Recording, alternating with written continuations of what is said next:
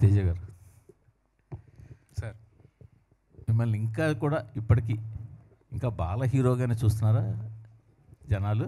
ఎవరు సార్ జనాలా? అంటే ఇంకా మీరు ఒక ఫుల్ ప్లెడ్జ్డ్ హీరోగా అయ్యారని అనుకుంటున్నారా? ఎంత అంటారు నా వయసు? యాక్చువల్లీ చూస్తే మంచిదే కదా సార్, వాళ్ళకి నా మీద ప్రేమ ఉంటుంది, వాళ్ళ ఇంట్లో పిల్లవాడు అనుకుంటారు, చూస్తే మంచిది కదా. ఓకే, భలేవరే చెప్పండి సార్. అంటే ఈ సినిమాలో క్యాన్వాస్ చూస్తే చాలా పెద్ద క్యాన్వాస్ ఉంది. అవును సార్.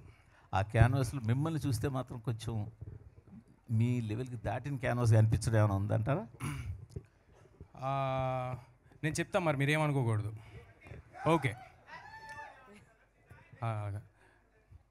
అంటే సార్ ఎవరైనా దీన్ని మరోలాగా అనుకోకండి, నేను చాలా విత్ అల్టిమేట్ ఒబీడియన్స్తో చెప్తున్నా.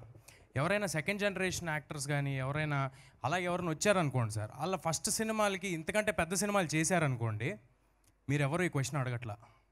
మీరు నాలాంటి వాళ్ళు చిన్నప్పటి నుంచి ఇక్కడ ఉండి ఎన్ని సినిమాలు చేసిన పెద్దయ్యాక మళ్ళీ ఓబేబీలో క్యారెక్టర్లు చేసుకుని ఈయంతో సినిమా చేసి బయట డైరెక్టర్లతో సినిమాలు చేసుకుని వచ్చి ఏదో మౌంట్ చేసుకుని కింద మీద పడి చేసి కష్టపడి ఓన్లీ ఒకటే అండి, ఇక్కడ బతకాలి అనే కష్టపడి సినిమా చేస్తే మీరు అదేదో చిన్న చూపు చూసినట్టు అనిపిస్తుంది. సరిపోతారా అంటే అంటే నా ఉద్దేశం ఏంటంటే సార్,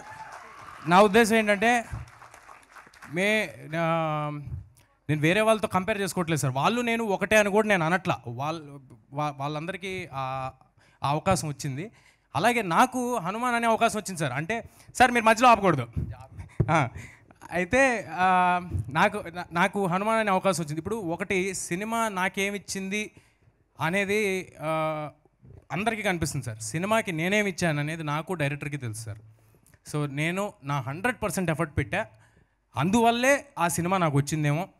నేను 100% ఎఫర్ట్ పెట్టినందువల్ల, నేను ఉండటం వల్లే మీరు సర్ప్రైజ్ అయ్యారేమో ఈ సినిమా కంటెంట్ చూసి. సో నేను అనుకోవటం ఇది భగవంతుడు నాకు ఇచ్చాడు సార్, దీన్ని అయిపోయిన సినిమా నా దగ్గర నుంచి ఎవరు లాక్కోలేరండి. Thank you sir. అంటే చెప్పండి సార్. మీరు అంటే మీలాగే బాలనటుడిగా స్టార్ట్ చేసి రకరకాల సినిమాలు చేసి పెద్ద హీరోలు అయిన వాళ్ళని ఎవరైనా దృష్టిలో పెట్టుకుని ఈ సమాధానం చెప్పారా? లేదే. అదేం లేదా? లేదు, నేను సెకండ్ జనరేషన్ అన్నానండి. అవునండి. నాలాంటి వాళ్ళు అంటే బయట నుంచి వచ్చిన వాళ్ళందరి గురించి అంటున్నానండి. బయట నుంచి వచ్చిన వాళ్ళందరూ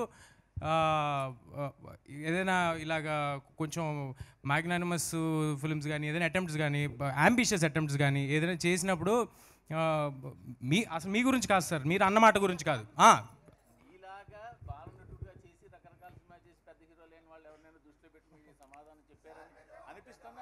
ఓహో చిచ్చి భలేవారే అదేం లేదండి.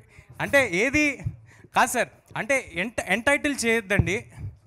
మూర్తి గారు క్వశ్చన్ అడిగారు సార్, మీరేనట్లా ఎంటైటిల్ చేయకూడదు ఎవరిని. వాళ్ళకి అది మీకు ఇది అని ఎంటైటిల్ చేయకపోతే హ్యాపీగా ఉంటాం సార్. Thank you. ప్రశాంత్ గారు